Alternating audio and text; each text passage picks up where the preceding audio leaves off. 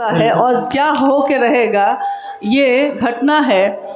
उस समय हम लोग पटना में रहते थे और प्रतिदिन शाम में शिव चर्चा का आयोजन छत पे, जिस घर में साहब रहते थे उसके छत पे होता था।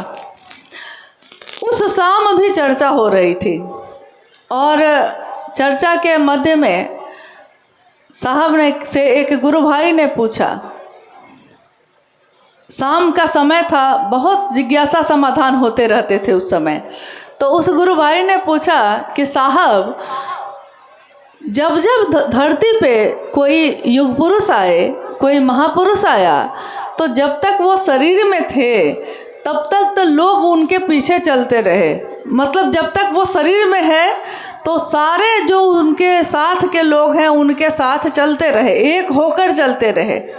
परंतु जब वो शरीर में ना रहे तो सब अलग अलग भाग में बट गए, जैसे 2 भाग में या 3 भाग में बट गए।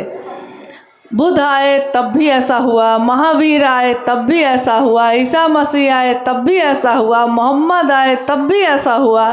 तो जब भी शरीर में कोई आया तो जब तक वो था तो सब एक होकर थे, और जब वो शरीर में ना रहा तो फिर लोग कुनबे में बटे या 2 भाग 3 भाग में बट गए। तो उस गुरु भाई ने पूछा साहब से कि साहब, क्या शिव की शिष्यता में भी ऐसा होगा?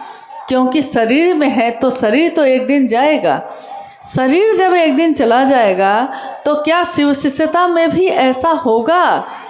उस समय साहब ने कहा था, बरसों पहले की, ये कम से कम 20 साल पहले की बात है, लगभग 20 साल पहले उन्होंने ये बात कही कि देखो, औरों में जो हुआ सो हुआ, औरों के अंदर वो गुरु थे, कोई सदगुरु था तो हुआ, परंतु यहाँ जगत गुरु शिव है।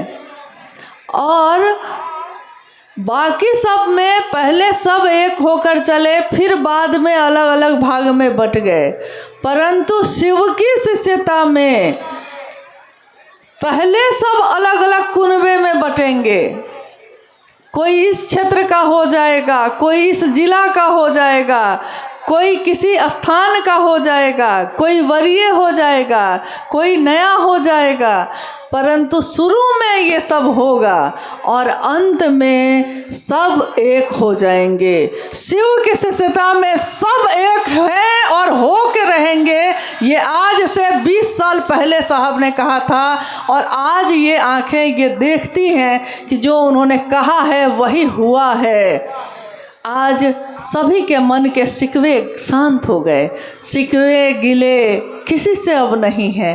पहले सोचिए तो, पहले मन में कितनी शिकायतें थी लोगों के लिए, अब है इतनी शिकायत होती है अब?